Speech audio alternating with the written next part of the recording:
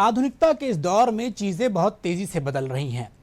Science and technology की बात हो या इन्फॉर्मेशन की बात हो, चीज़ें बहुत तेज़ी से बदलती हुई हैं और हमारे लिए काफ़ी आसान बना रही हैं हमारे जीवन को। मोबाइल में सारी चीज़ें अवेलेबल हैं, हम जो चीज़ चाहते हैं वो मौजूद रहती है। लेकिन इसके अपने ख़तरे भी हैं, इसके वजह से साइबर फ्रॉड भी होते हैं, साइबर क्राइम होते हैं। इसी को देखते हुए आज दिल्ली में एक साइबर अपराधों को लेकर के एक सम्मेलन का आयोजन किया गया, जिसको गृह मंत्री अमित शाह ने संबोधित किया और इसका उद्घाटन किया। क्या कुछ होता है जब साइबर अपराध होता है, साइबर अपराधियों से निपटने के लिए जब कभी उसके साथ में कोई फ्रॉड हो जाता है हमारे आपके पास, तो क्या कुछ करना चाहिए? इस पर बातचीत करने के लिए हमारे साथ जुड़ गए हैं साइबर एक्सपर्ट राष्ट्र शौर्य। आइए उनसे बात करते हैं।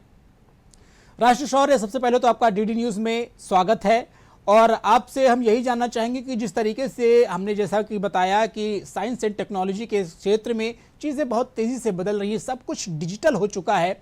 ऐसे में कहीं ना कहीं जो डिजिटल धोखाधड़ी है उसके भी चांसेस बहुत ज़्यादा बढ़ जाते हैं।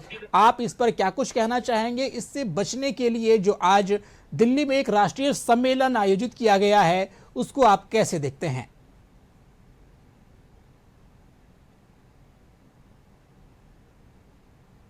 जी राष्ट्र। जी धन्यवाद।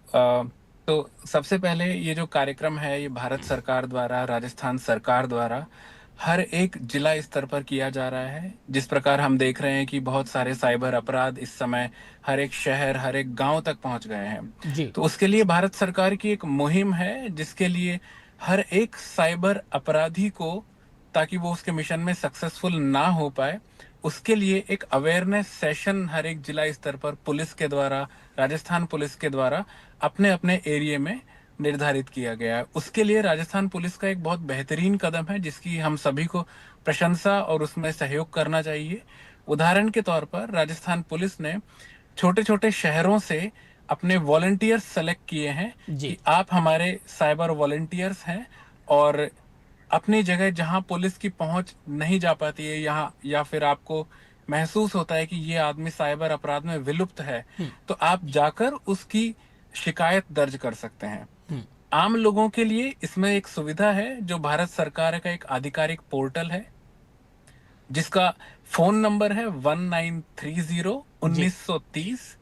1930 पर अगर कोई साइबर क्राइम आपको महसूस होता है कि आपके साथ कोई साइबर फ्रॉड हुआ है, मोबाइल पे कोई आपके पैसे निकाल लिए गए हैं, कोई बैंक का अधिकारी बनकर आपको बोलता है कि मेरे को ओटीपी बता दीजिए, इन सभी का कंप्लेन आप 1930, जो कि निशुल्क सेवा है भारत सरकार की, उस पर दर्ज कर सकते हैं।